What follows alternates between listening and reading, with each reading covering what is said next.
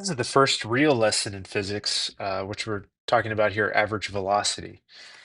Um, Before we talk about other topics in physics, we start with motion.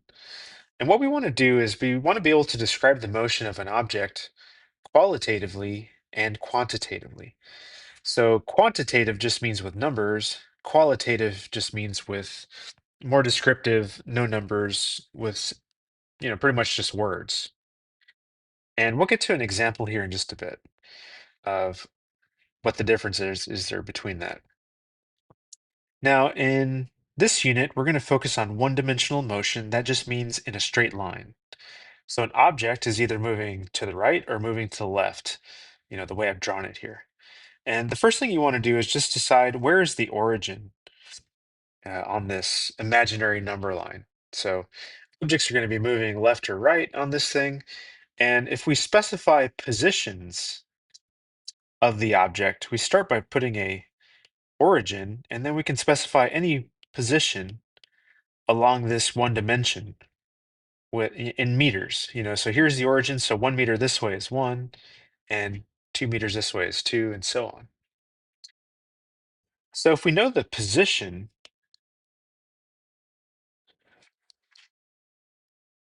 along the x-axis,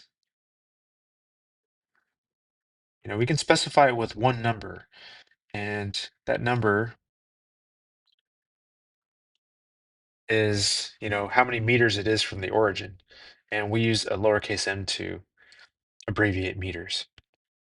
If we also know the time of which that object is at that position, we measure that in seconds, then we can actually do a lot with these two numbers.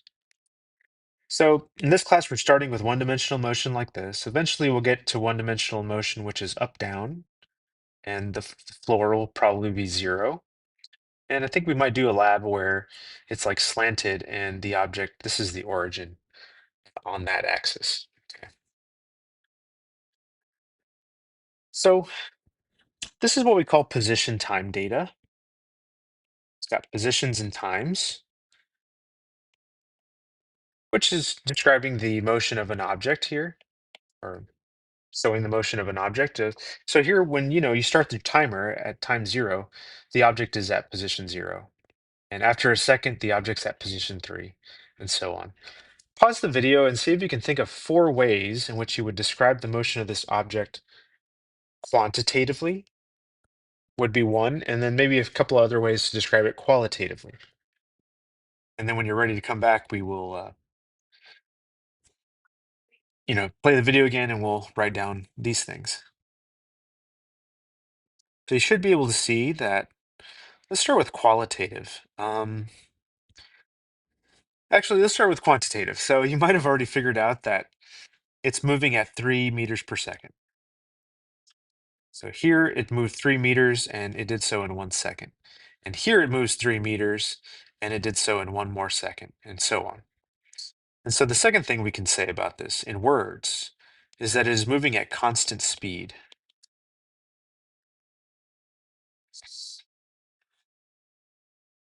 You might notice that it is moving on the number line, it's moving to the right. So that's something else we can say about it. Some people say it's not accelerating, which would go with the constant speed. Yeah, not accelerating would be another way to say that. And then, you might look at this data and think, 3 meters per second, is that fast or slow? These are good ways of describing the motion of an object. And I'm saying fast, this is relative to a person walking.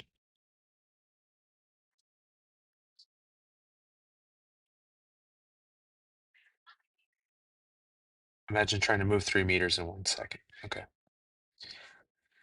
So what we're going to focus on today is mostly this quantitative. How do we figure out that number when it's not this easy? Because this is easy. You can think this in your head.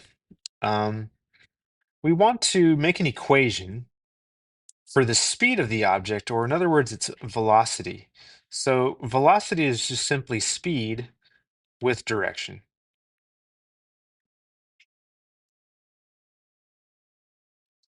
Now in class, I had everybody think about what the equation would be. And a lot of people said something like v is equal to x over t. That almost works, but it doesn't work sometimes. And so here's the equation that works all the time. So lowercase v, a subscript of avg, is x2 minus x1 over t2 minus t1. Okay, these are x's. You can write your x's however you want. These are subscripts down here. This is t, and you should write your t kind of curved, so as to not confuse it with plus, okay, like adding. So there we go. Let's write out what each of these stands for. This is the average velocity,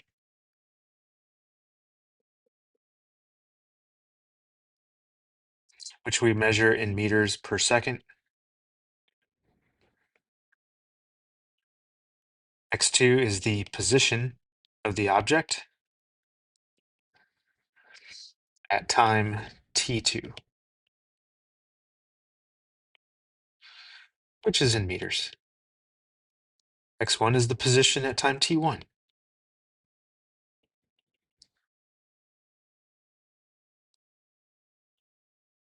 Oh. And then t2 is just some later time.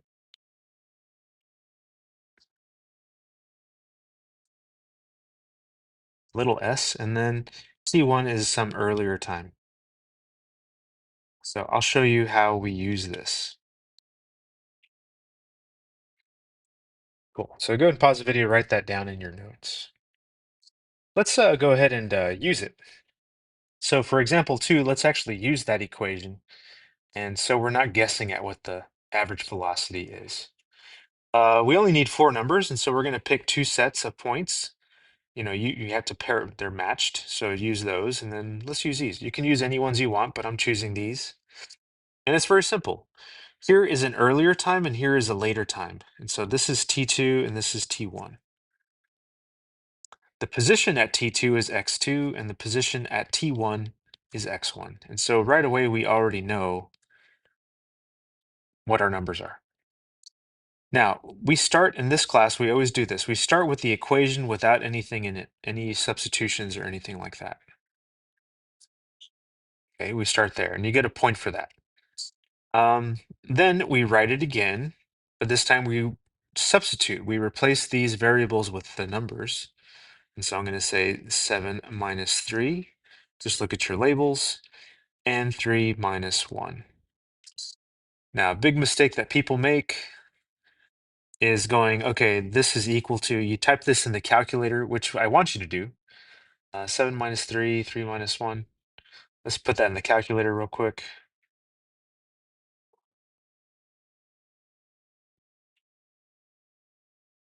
And you should get 2.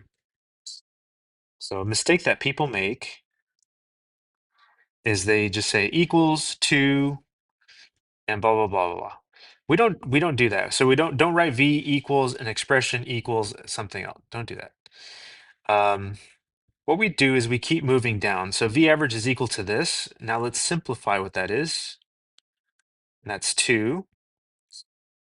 We want some units for velocity, and that's why we wrote them on the previous page, that they are meters per second. But it's a velocity, so it's speed, but also direction. And the direction is to the right. There's 2 ways you know. You can look at the numbers and just see that they're moving more positive. So the object was starting at 1, the object's moving to 3, and then it's moving to 5. So it's moving to the right. Another way is knowing that you get a positive answer. Positive in this class means to the right, but when it comes to velocity and a few other things. And we box it.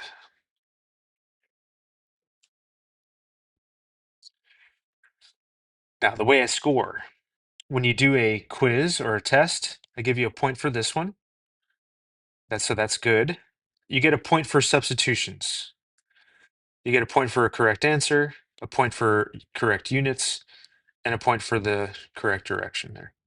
So this would be out of like 5 points. 5 out of 5 is 100, 4 out of 5 is an 80, and so on. Now, you will lose points if you're just writing expressions. So I see a lot of people do something like this, and then they'll go 7 minus 3 over 3 minus. Okay, what's the difference? This is an equation. This whole thing is an equation. This is an expression, and I will count that wrong. So let's get rid of that there. Cool.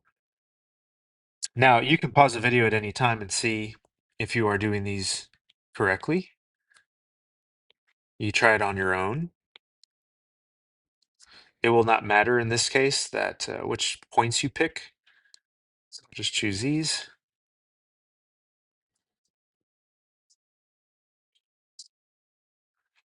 Pause the video at any time and check to see if you're doing it right. So let's see here. This is, I think this is negative 3 over 2. Yeah.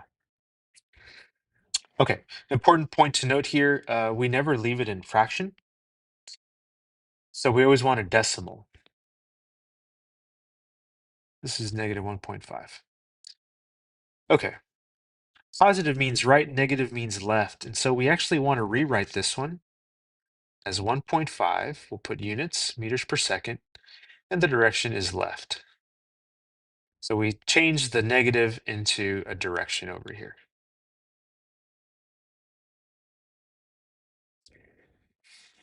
Cool. And then the last one,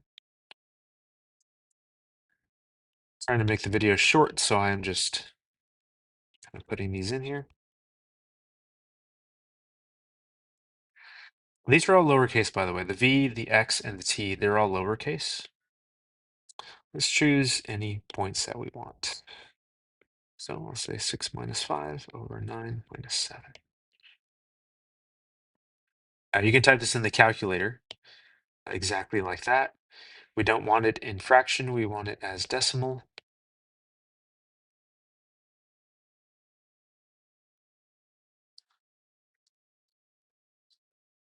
There we go.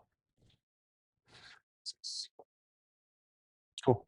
To go over the grading rubric again, point, point, point, point, and point. Points for this one. Cool. If you ever get it, so another reminder, if you ever get a negative, just rewrite it again as positive and the direction is left. And I think that's it for this one.